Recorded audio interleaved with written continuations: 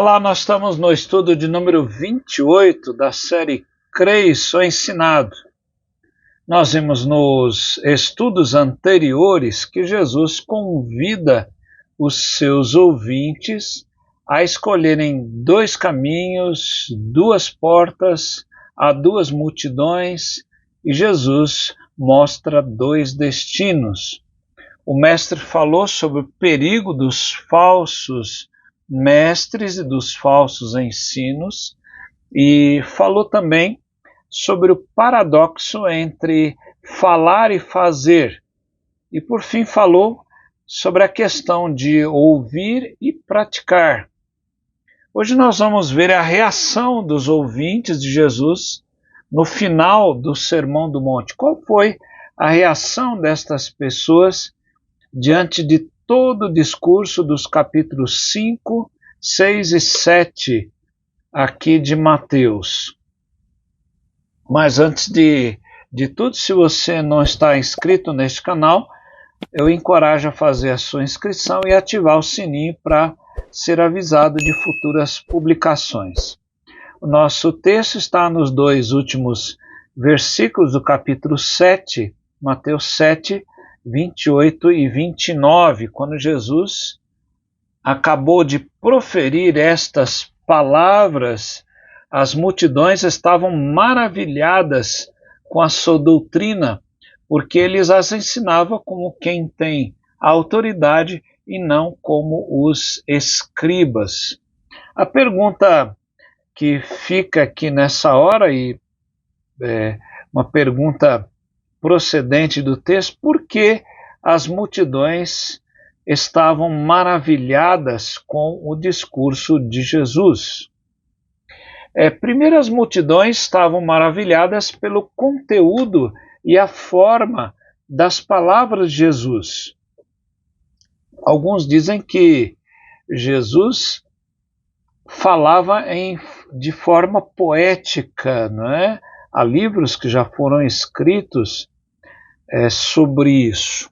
Mas olha o que o verso 28 diz. Quando Jesus acabou de proferir estas palavras, as multidões estavam maravilhadas. Veja que os mestres judeus tinham autoridade religiosa, mas essa autoridade, como diz a palavra grega exousia, né?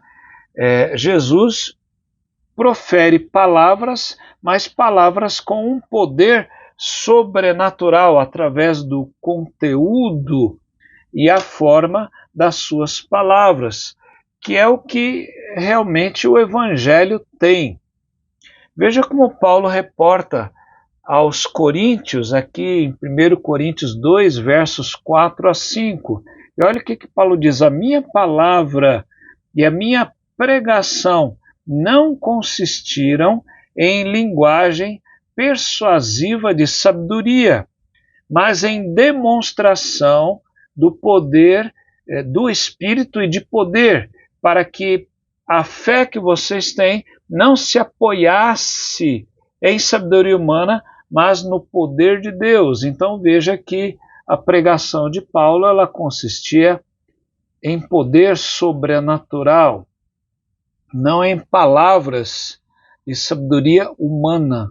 Então, a palavra de Jesus, o conteúdo e a forma das palavras de Jesus mostram o poder sobrenatural de Deus. Em segundo lugar, as multidões estão maravilhadas não só pelo poder sobrenatural de Deus, mas também pelo ensino verdadeiro do Mestre Jesus.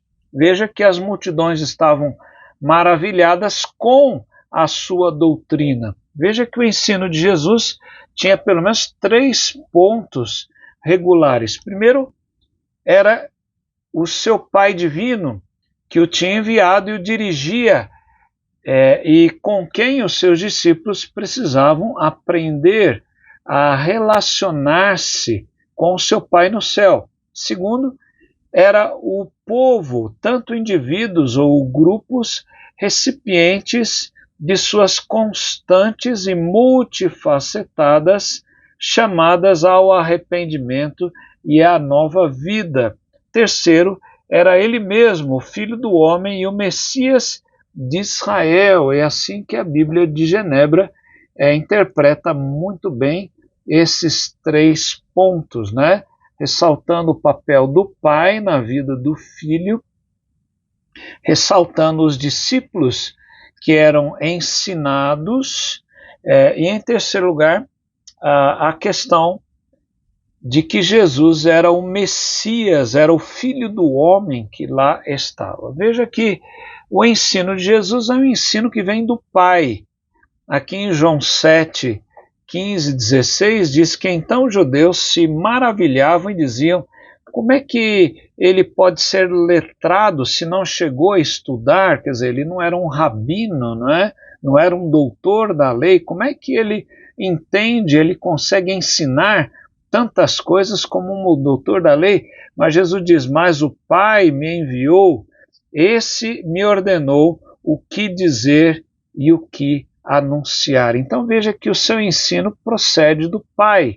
Então o seu ensino é de um verdadeiro mestre, porque isso vem do Pai. Em segundo lugar, a gente observa também aqui em João 12, 49 e 50, quando Jesus diz: porque eu não falei de mim mesmo, mas o Pai que me enviou, esse me ordenou o que dizer e o que anunciar. E sei que o seu mandamento é a vida eterna, portanto, as coisas que eu digo exatamente assim, como o Pai me falou. Então veja que o seu ensino, ele é verdadeiro porque ele procede do Pai, é algo sobrenatural, não é?